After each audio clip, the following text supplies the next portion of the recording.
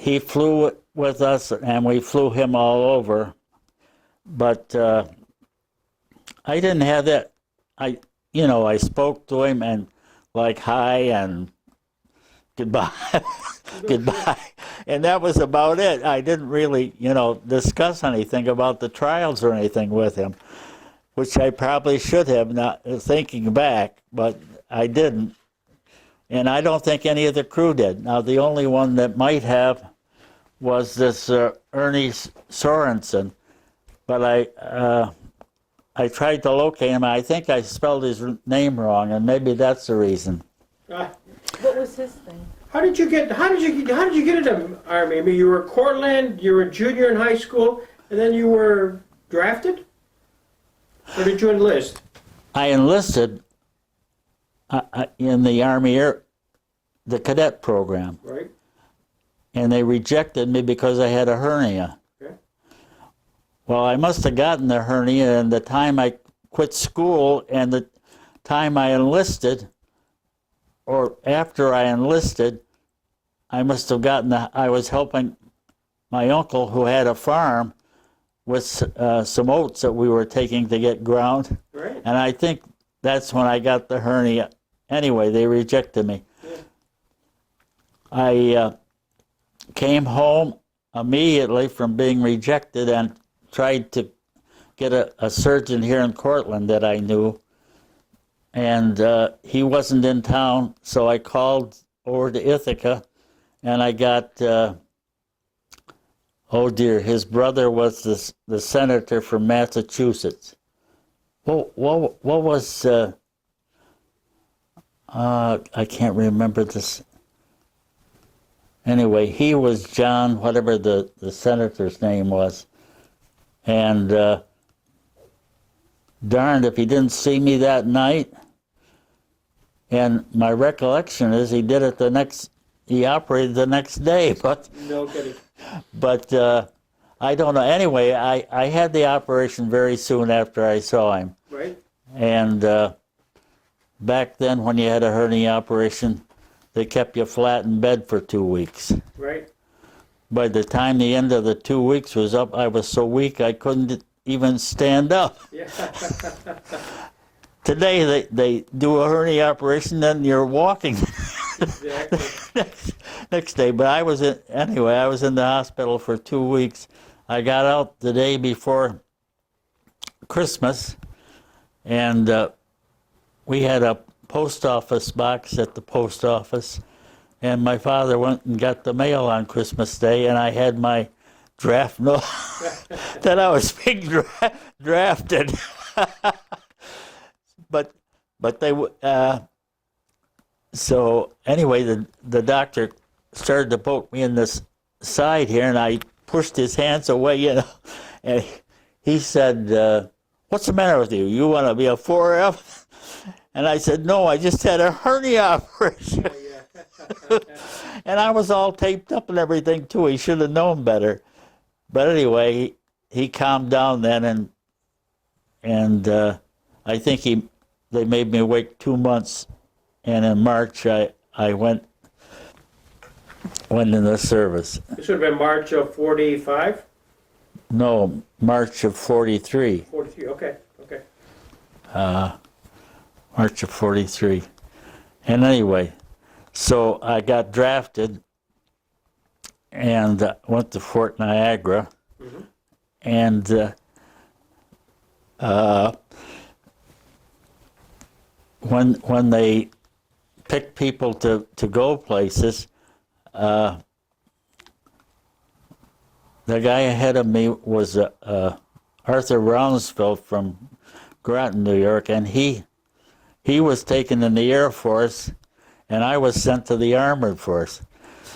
And I still wanted to go to the cadet program. So anyway, I got to Fort Knox and went through basic training there. And while I was going through basic training, I went to, what's the capital of Kentucky? Lexington? No. Louisville? Louisville. I went to Louisville and took the exam again. And so I was headed to the Air Force again. But in the meantime, I finished my basic training and they transferred me to Camp Campbell.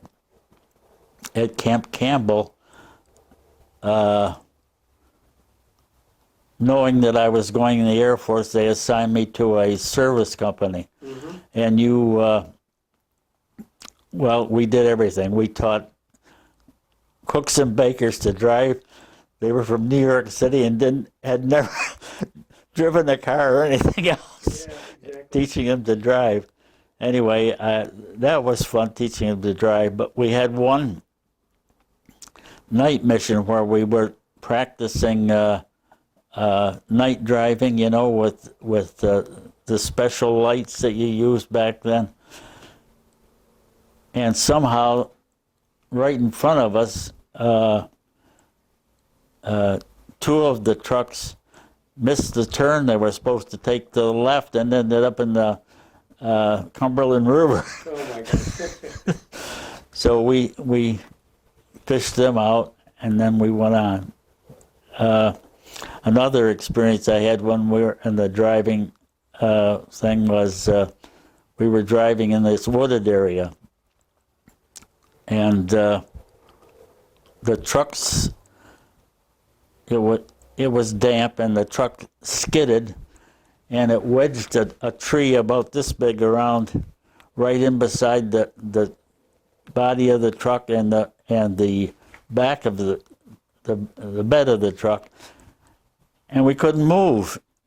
And we didn't have a saw, but anyway, eventually somebody came along that had a saw, and we cut the tree down and freed the truck from yeah. The most difficult thing was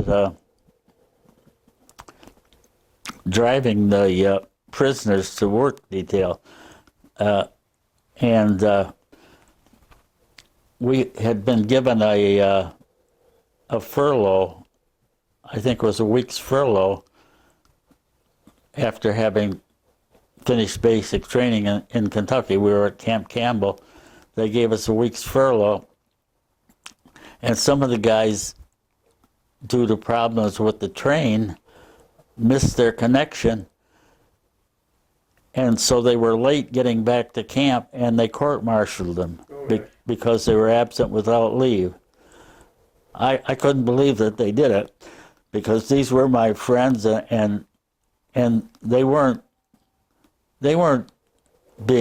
going to run away. They were coming back to camp, but they court-martialed them anyway, and I was transporting some of them, and so I felt very bad, and so, but that's the way it was. And then one of the other jobs of the service company was to distribute the food to the different companies. Mm-hmm. So I didn't have any problem till I came to the eggs, and we had a slide rule that we were supposed to use to distribute the food, but I didn't know how to use it, and I didn't know how to divide up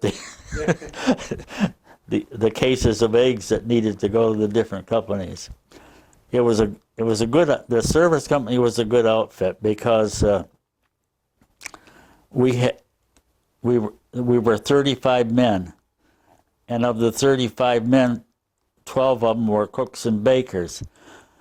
So we paid them something, and they did all the KP and all the cooking and everything for us.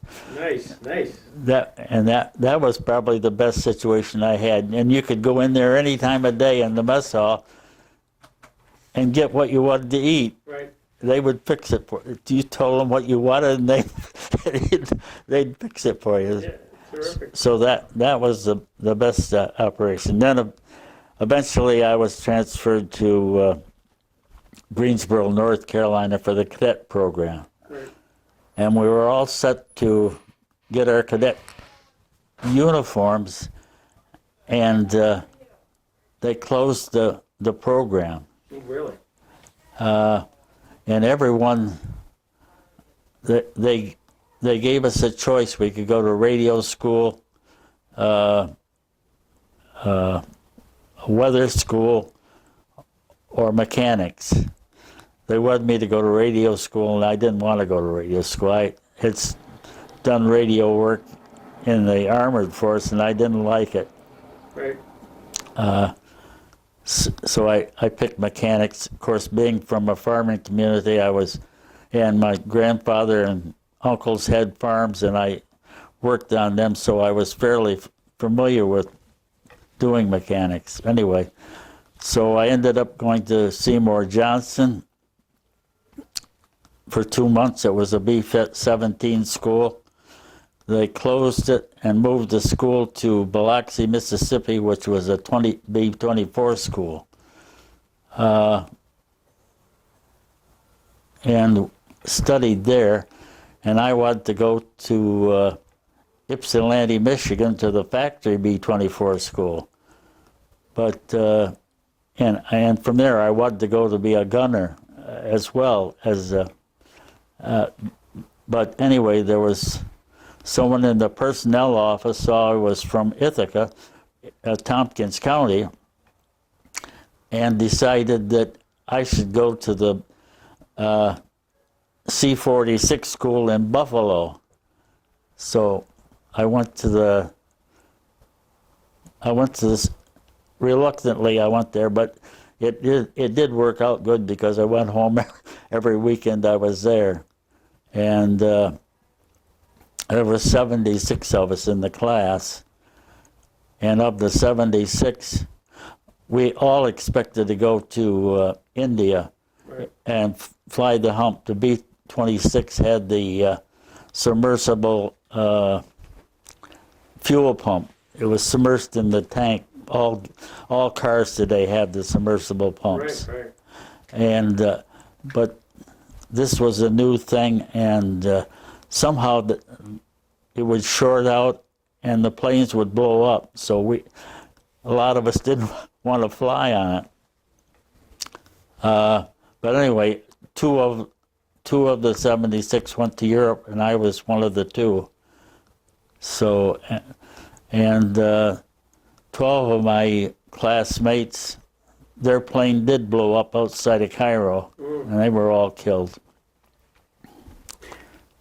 How'd you find yourself really in the detail at Nuremberg? Okay, that was interesting too.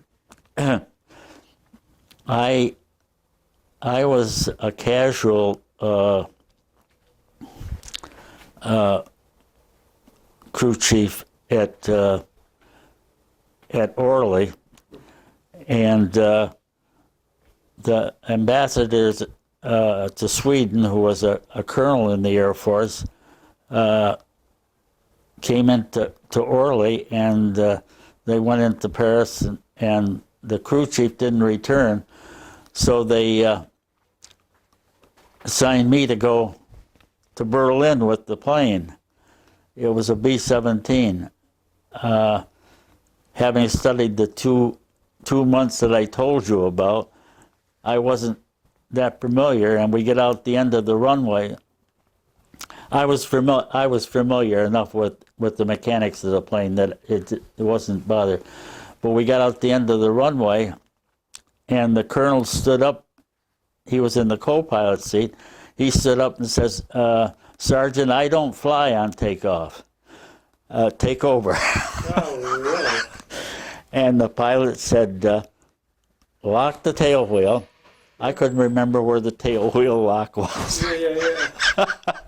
So anyway, all the co-pilot had to do was hold the levers that controlled the carburetor, and the pilot would use the throttle, on takeoff, and the co-pilot held on to the carburetor levers.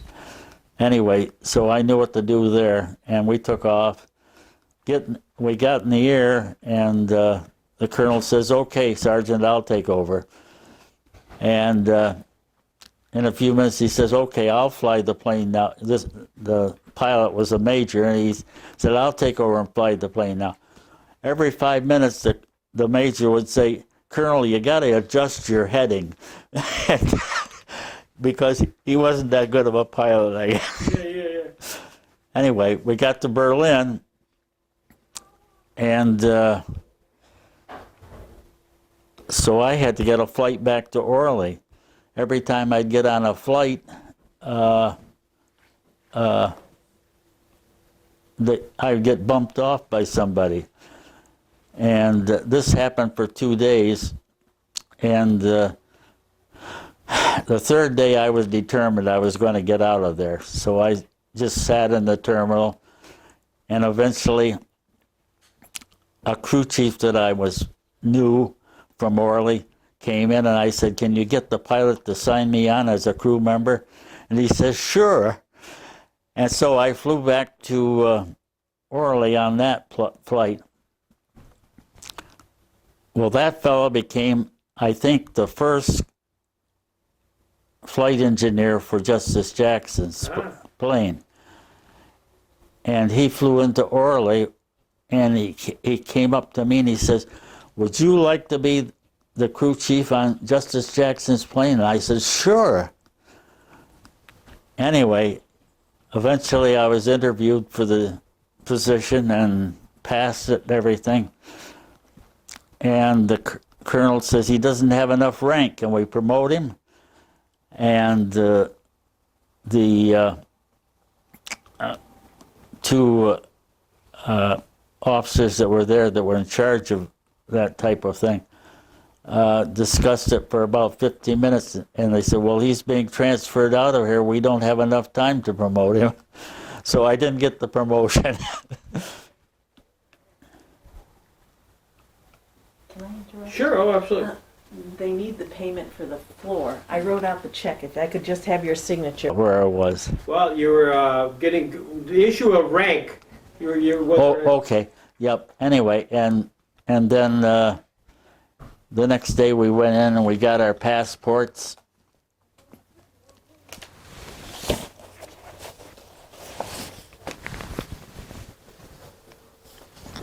We got our passports.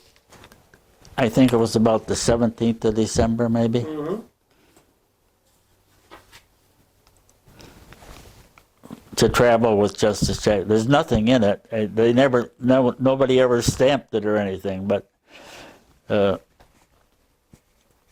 anyway, and then we went on to Nuremberg after we had our passports.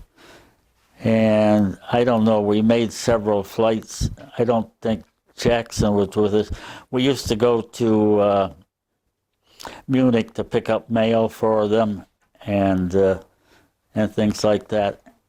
Then the 21st of December, they had a recess of the trials. Right. And we flew from Nuremberg to Marseille. The next day we flew to Rome, and the next day we flew to Athens, and that was exciting for me because when we landed at the airport, I looked up and there was the Acropolis. Yeah. And then the next day we flew to Cairo, and the same day, this would have been Christmas Eve, we flew to Tel Aviv, and we stayed with the plane, but Jackson's party went to the Bethlehem for the Christmas services. Mm-hmm. And that's when I had a question for you, Greg. In the trial guideline here,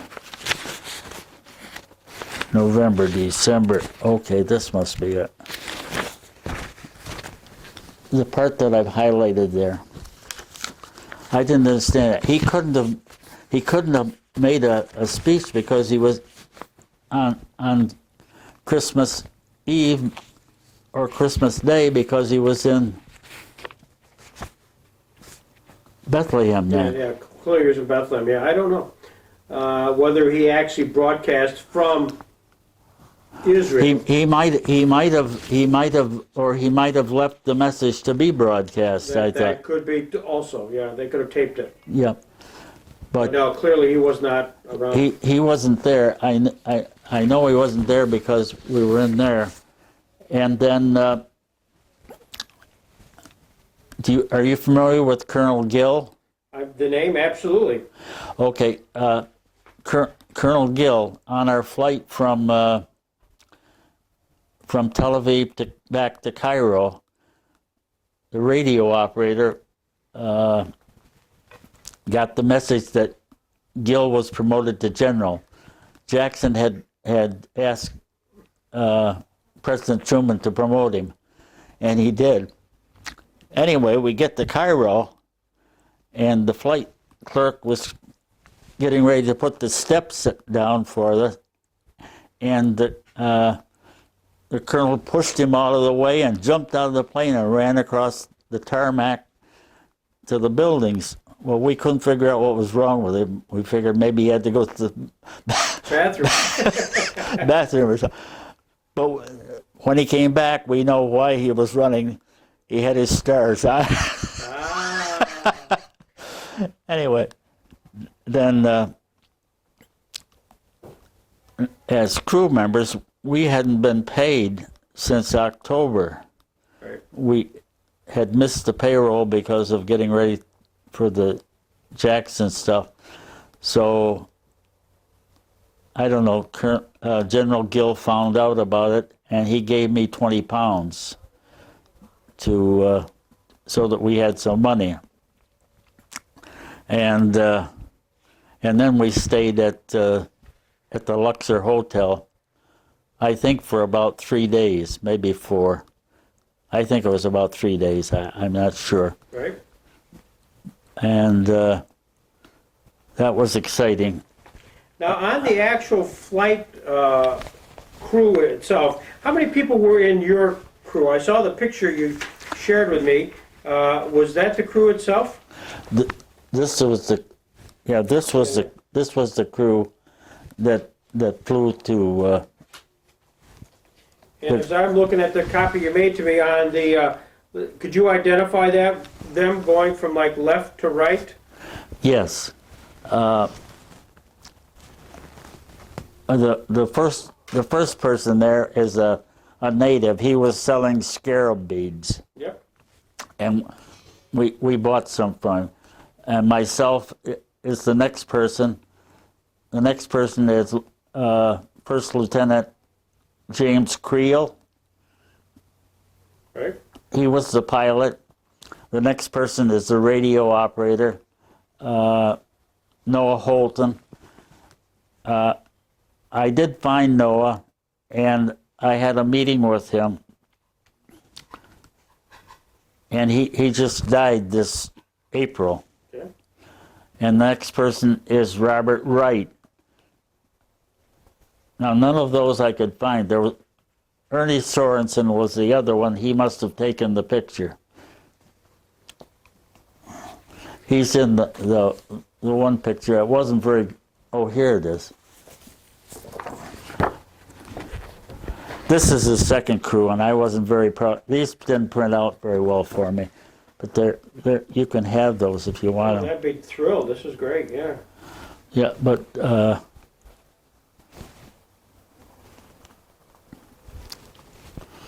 And so what was the role of everybody? Let's see. Noah was the radio operator. yep. Ernest Sorensen was the flight clerk. And what did that mean? Well, he was like a hostess, or what do you want to call it? What do you call the The flight attendant? If you will? flight attendant. Yeah, that was his role.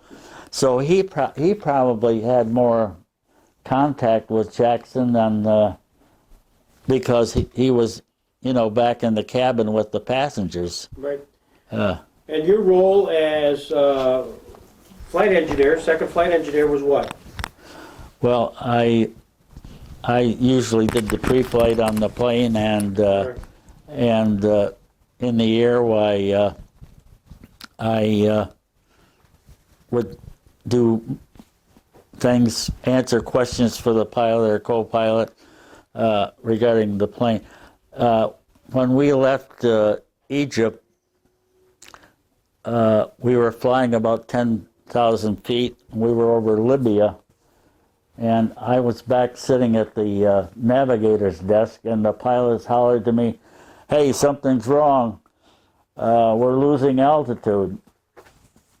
And anyway, I went up and I looked out, and the plane was coated, every bit of it, with about a quarter inch of ice. Wow. Well, the first thing I did was close the carburetor intake chute, and I closed the left one, I closed the right one, and a big chunk of ice broke off and went into the engine. Well, that engine really exploded, and black smoke poured out of it, scared the crew, the passengers to death, except Justice Jackson said, "I wasn't scared." And that's the only thing I really remember of Justice Jackson saying, and all the time that I knew him. He said other things, but I just didn't remember. That was. But anyway, once the vapor from the ice dissipated, the engine was okay, and we continued on. We dropped down to about 5,000 feet, and the ice melted off, and we were in good shape again. Yeah. But we didn't fly quite so high the rest of the way to Tunis, and then we stayed overnight in Tunis. The one thing I liked at the mess hall, there was a block of dates about on each table, and I love dates. Yep. And then from Tunis we flew back to Nuremberg. I'm not sure. We might have landed in Orly, stayed overnight, but I don't remember. Boy, you're dead on, because not only your memory's great, but this is Jackson's log of things too. And Is it? yeah, whatever you said, it was dead on. He talked about the people on his personal staff that went with him. General Dodd. This would be Thomas Dodd. Yeah, I think he was a two-star general. And his Justice Jackson's son. Yes, he was an ensign. Right. And Colonel John Venetos. I don't remember him. Roger Barrett, who was a prosecutor. Yep. Gordon Dean, who is then his secretary, Elsie Douglas. Yep, I knew her. Yes. And another secretary, Jean McFettridge. Was there two women on the flight? Do you remember that? I don't remember. Yeah. I don't. The only woman I remember is Justice Jackson's secretary. Right. What was she like? Did she interact with you guys at all? Yeah, she was like a mother to us. Really? Yep. In what way? Well, she just was very nice to us. Yep. I don't remember anything specific. Yeah. That was a long time ago. Well, yeah. It was quite a long time ago. And he talks about the fact that you left Nuremberg on December 21st, just like you said, Yep. and went to Marseille, Right. and then on to Rome for the night. Yes. And then the following day they crossed over Italy and flew over the Adriatic to Athens, just as you said. Yep. And they saw the Parthenon. Yep. And then from there off to Cairo. Yes. Now, when you stopped at these spots, did you stay at like a hotel nearby with the plane, or how did that work? Yes. In Rome, well, okay, in Marseille we stayed in the barracks. I don't know where Justice Jackson and his party stayed, but we stayed in the barracks. In Rome, we stayed in what used to be Mussolini's gym. Really? Yep. And then in Athens, we just stayed on the base. Again, I don't know where his party stayed at any of these stops. What would happen? They'd come out, a chauffeured car would pick them up? Is that what? Usually, yes. Yeah. Yep, usually. And in Cairo, I remember the whole crew stayed together in Cairo. Yep. I'll get a couple pictures of you here. You're a pretty handsome guy. I don't know about that. I was just 89 Tuesday. On that, June 18th. That's our anniversary. My wife's and my anniversary, by the way. Oh, good. Yeah, so Yep. we share something in common here. Yep. Well, my wife died in January. I'm sorry. So, yeah, I'm sorry. I miss her. Yep. Yep. So you were, you also mentioned a guy named General McNarney. Now, I think he was in charge of sort of setting up the vacations for all of this people there. I don't know if your paths ever crossed with General McNarney's? No. Does he have a captain there? No. There was a captain in the party, but he got pneumonia and he was taken off the. He went to a hospital in Athens, and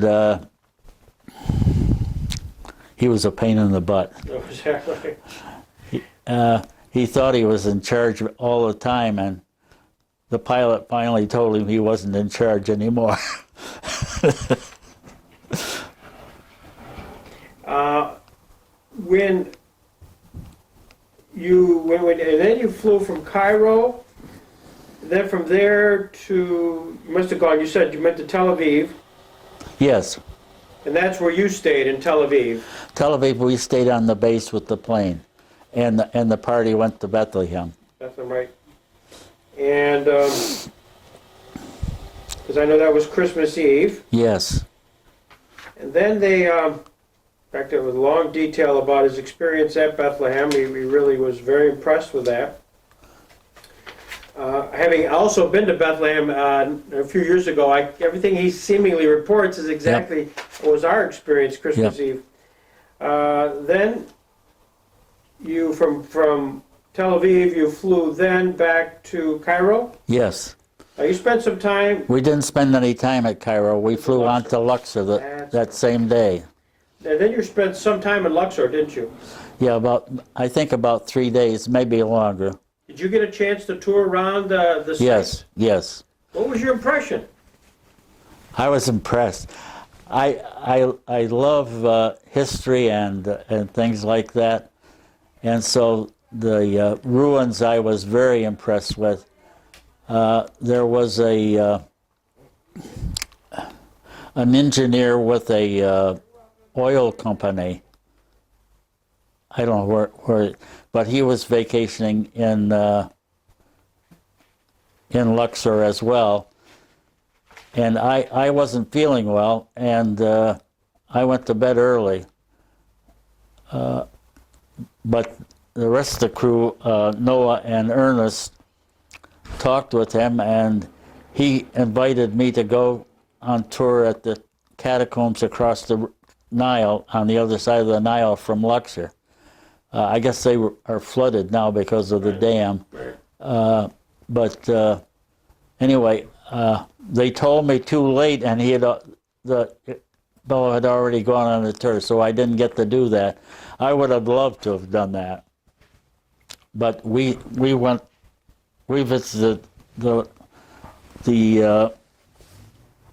I guess I have some pictures. So maybe here.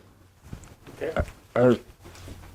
What I'll do is I'll take some pictures when I get done here. Okay. And so you got some pictures of Luxor Yes. area. And Yes. As you were traveling and touring, did you get any sense, was there any anti-American feeling at all? Or was it just they welcomed you as tourists?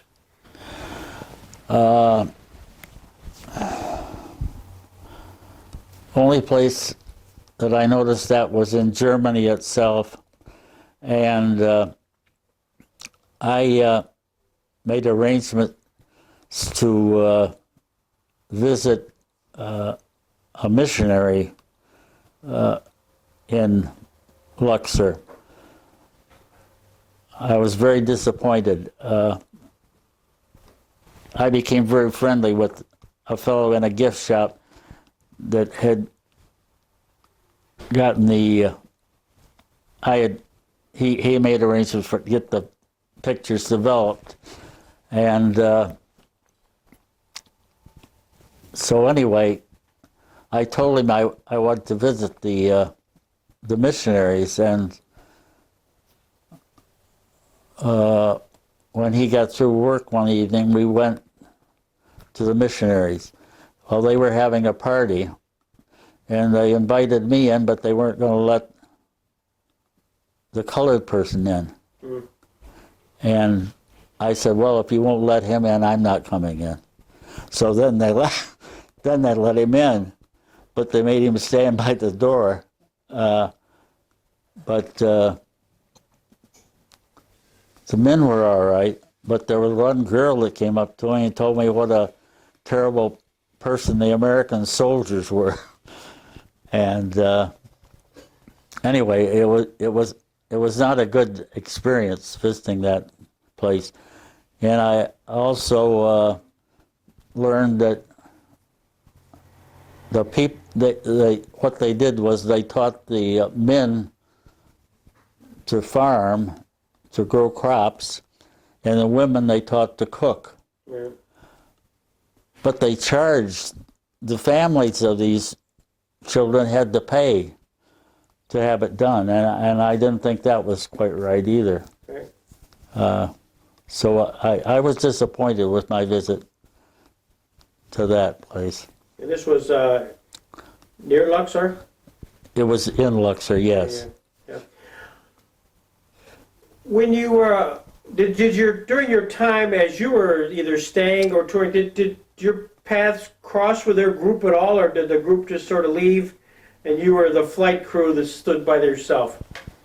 Yeah, the flight crew usually stood by itself. I can't remember an instant when we went with the party. Right. We were just the chauffeurs. You mentioned Moritz Fuchs. Was he part of the party here as well, the bodyguard? Moritz Fuchs. I don't think he was a part of the trip we took to on the Christmas. I think it was after that he took over. Okay. Yeah. Do you remember him at all? The bodyguard? Just vaguely. Yeah. Yep. We roomed together in Cairns, I think it was. Is that right? We were there for a few days. One interesting experience I had, I was down working on my plane, and there were two pilots that were flying this French observation plane. Well, the darn plane, it was very slow, and it would take off. It could take off. I don't know how fast, but it wasn't going very fast, and it could take off. And they were circling around, doing takeoff and landings. Well, apparently they didn't watch their fuel gauge, and they got over the Mediterranean, and the engines quit. They ran out of gas. Oh my gosh. And anyway, then, they must have been 200 or 300 yards from the shore, and the one guy couldn't swim. He was holding onto the plane, and it was sinking. But anyway, I had a life raft in my plane, so I decided that this was the time to use it. Yep. And so we inflated it, and two of the people on the base were taking it out. They took it out, and a wave would hit the raft, and they were back on shore. So then they finally pushed it out farther than the waves would catch it and push it onshore. But they finally saved the guy both of them. They finally saved both of them. Yeah.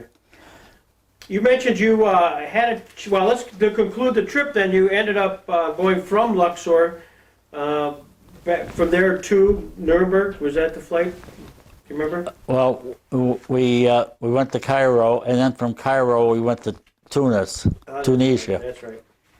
And from, I don't remember, from Tunisia, we might have flown all the way to Nuremberg, but it doesn't sound right. Let's take a look here. Next morning we went to Tunis. In the morning we took off again. We flew over Carthage, and we wanted to make it. Then we went to the French Riviera. Okay, when we went to the French Riviera, the bodyguard was with us because we stayed in the same room, the bodyguard and I. And he's living in Fulton, New York. Yep. Moritz Fuchs. Well, that would be interesting to have that information. I don't know. Probably I would try to contact him or something. I'll get you his information because he just was at the Jackson Center. Yep. A few weeks ago. Yep. And it said you stopped at Cairns and remained at an Army rest center there. Yeah, that was the officers' rest center, right? It was called, which he thought was called, where he stayed, the Martinez Hotel. I think we all stayed at the same hotel. Yep. And it was possessed by an American Army officer at an officers' club, just like you said. Yep. Very good accommodation. Then you drove over to Nice, or they did, and Monte Carlo. No, we didn't. You didn't. We stayed on the base. Stayed on the base. And then I guess then you flew back to Nuremberg. Okay, Cairns. that makes sense. That would be more. That would make sense. I'm not sure. I can't remember, but I think that I suggested instead of going to Orly that we fly over the Alps. Okay. And they all agreed that would be a good solution. So they filed their flight plans to fly over the Alps. Somehow something isn't ringing clear here. But anyway, we started. Yeah, that was another trip that I don't remember. I think we must have gone back to Orly. It was another trip that I had suggested we fly over the Alps because it was with the, when I suggested we fly over the Alps, it was with this crew here and not these pilots. Now, when you say Orly, what was that? Orly was the busiest airport in the European theater. Okay. And I was stationed there for a year. And that was located where? About 7 miles from Paris. Okay, gotcha. Yeah, it was the busy. It was fun. I saw all the generals, including General de Gaulle, and I'm just trying to figure out now who was the general in charge of the 9th Air Force, because he used to fly in, and he was in a B-26. The B-26, well, if you lost an engine, you couldn't fly very well. Mm-hmm. It was a fast plane, but it was not a reliable plane. Did you have any other flights with Jackson, or was this the one with Jackson? No, I think we had about 3 trips to Berlin. Okay. We wanted to fly to Warsaw. Jackson had somebody in Warsaw he wanted to interview. We would get to Berlin, and the Russians wouldn't let us take our navigator with us. We had to take a Russian navigator. Well, I think the first time we flew there, we got there and they said, well, they didn't have a navigator available.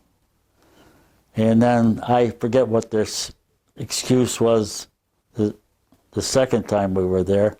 But anyway, there was an excuse they wouldn't let us go.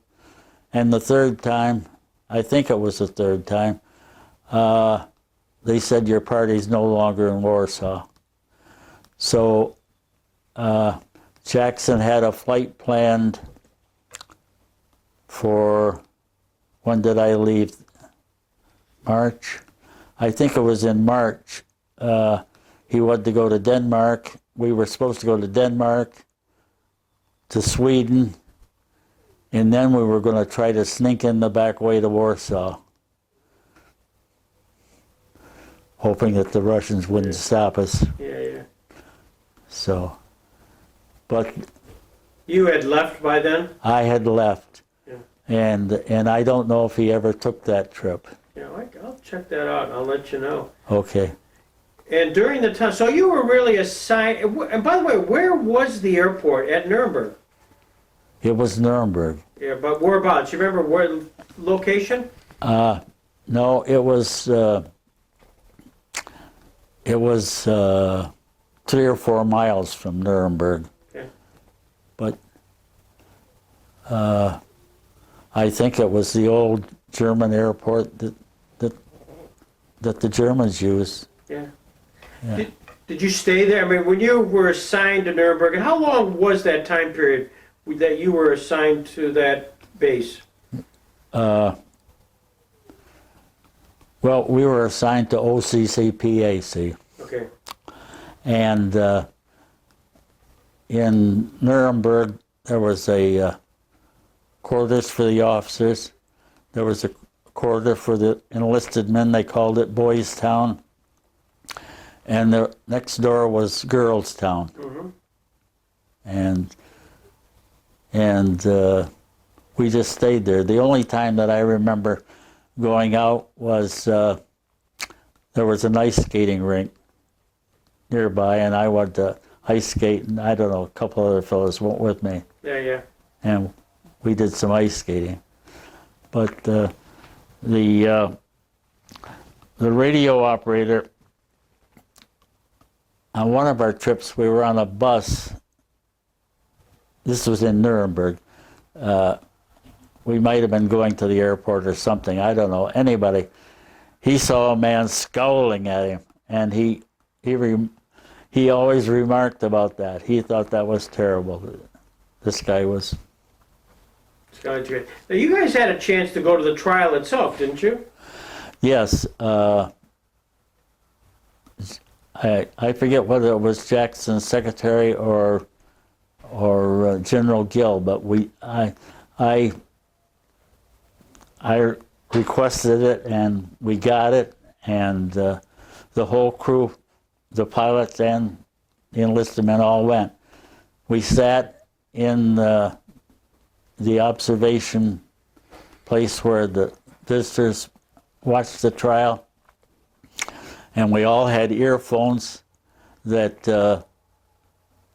you could dial the language you wanted to hear the trials in, which I thought was neat. Yep. So, what's your impression? You walk into the courtroom, and there you see the defendants, and there's Hermann Goering, and Rosenberg, and Hess. What's your reaction as an American soldier? Gee, I don't know. We disliked all of them, especially after seeing the atrocities that they committed. Mm-hmm. I think I told you, I used to volunteer to help the projectionists. Right. And so we would see, when I was there, we would see films that we were showing to the press that would be shown in the courtroom the next day.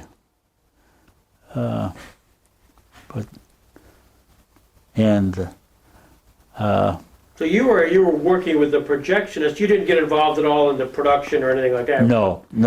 I was just helping rewind and wind the films and. So what did the press see for the first time? I mean, some of that was pretty graphic, concentration camps and bulldozers Yeah. and just awful. The one that I remembered the most was one that was taken. That was a Russian film. The Russians produced it anyway, and it was the burning of the books in the libraries.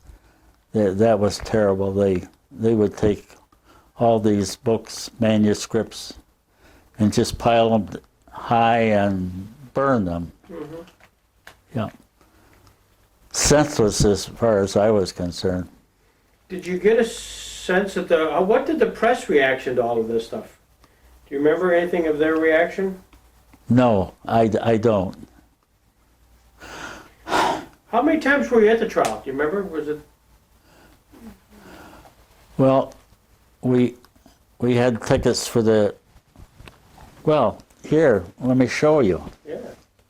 Well, maybe you want to see it later. Yeah. But I've got my pass to the Hall of Justice, Wow. and I've got the ticket that I had for the trials. Did you get a sense when you were in the? I mean, this is cool, so cool. So really, for about December 21st through I think about January 2nd, so about 10 days, roughly 10 days, you were with the principal prosecution team. Yes. And at that time, did you get a sense of history, or was this an assignment? It was an assignment, but I had a that this was history being made. Yes. Mm-hmm. Yep. I don't know if you know it, but General Patton was against the trials. Mm-hmm. Did you know that? Mm-hmm. Yep.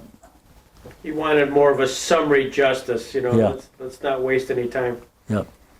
But what an opportunity you had to kind of rub shoulders, if you will, in some form or fashion with. Yeah, I guess I didn't realize at the time how important these men were that we were with. Yeah. Yep. What's the question I should be asking you about that time period that I've forgotten to ask? I don't know. I don't know. Did you keep in touch with any of the flight crew at all? Were you... Yes. Well, when we were discharged, I had to wait 10 hours to catch my plane. So we went to visit his sister and her boyfriend, and then we went into the city, and I don't know. I've forgotten what the orchestra leader was that we saw, and his production, and then we went to a bar, and then it was time for my train, so I just went home.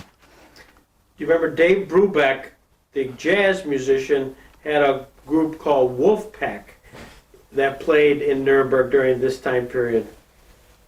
I don't know if that makes any sense at all. I don't know. I remember going to a play there at Nuremberg, but I don't remember that, no. Also, when we were on the phone the other day, you mentioned the fact that your sister-in-law's husband Yes. was a Daniel DeKimp? Yeah, his mother was Jackson's secretary in Jamestown. Jamestown. Wow. Right.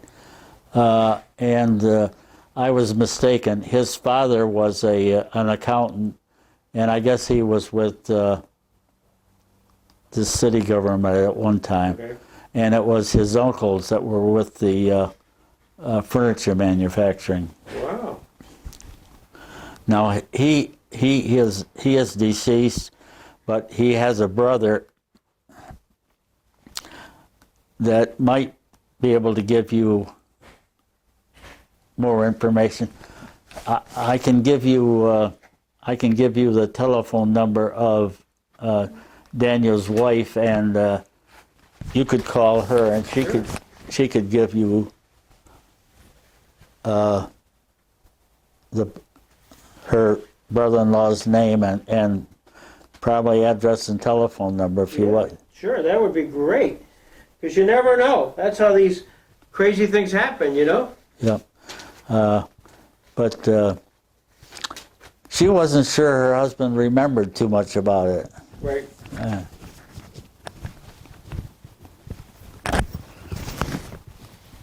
I don't think he was a history buff anyway. Well, you never know. This is what's fun about history. You never, one thing leads to another, leads to another. I mean, the mere fact that you have somebody in your family that worked with, you know, the secretary of Jackson, you go, what? How bizarre is that? Well, now, normally, did the same flight crew stay together on all your other flights too?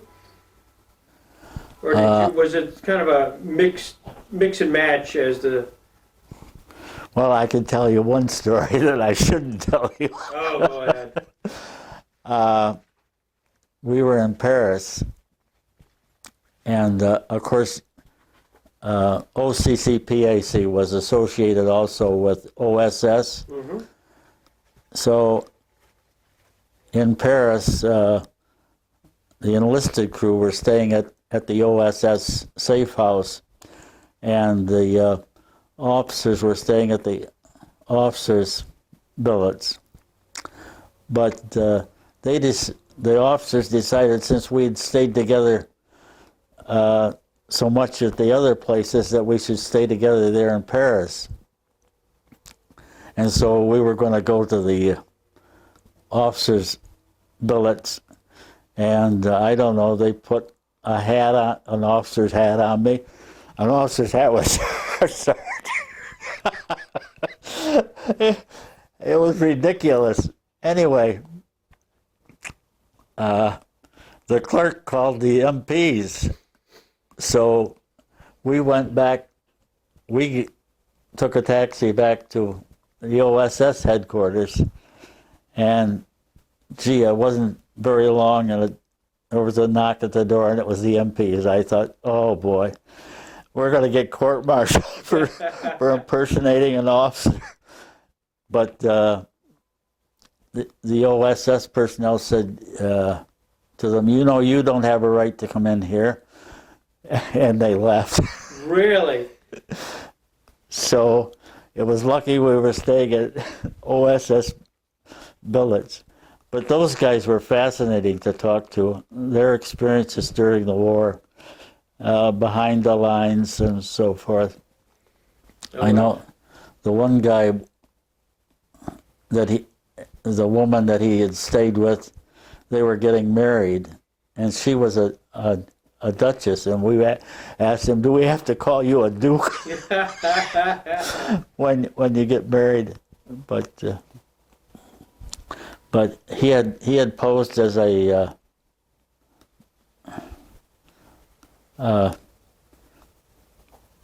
deaf and dumb mute when he was with her, gathering information. Did you ever get into the Nuremberg prison at all? Other than appearing in the courtroom, you never got No. dealing with the MP? I knew where it was, but no, never. Yeah. Yeah.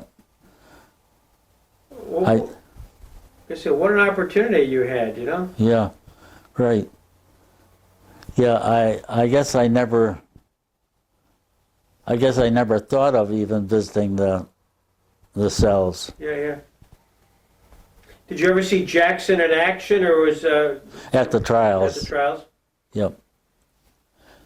Did you have any impression of him as a guy? Yeah, I thought he was terrific. Yeah. Yep. Yeah. I really liked him, and I was proud of the fact that we were his crew. Yeah.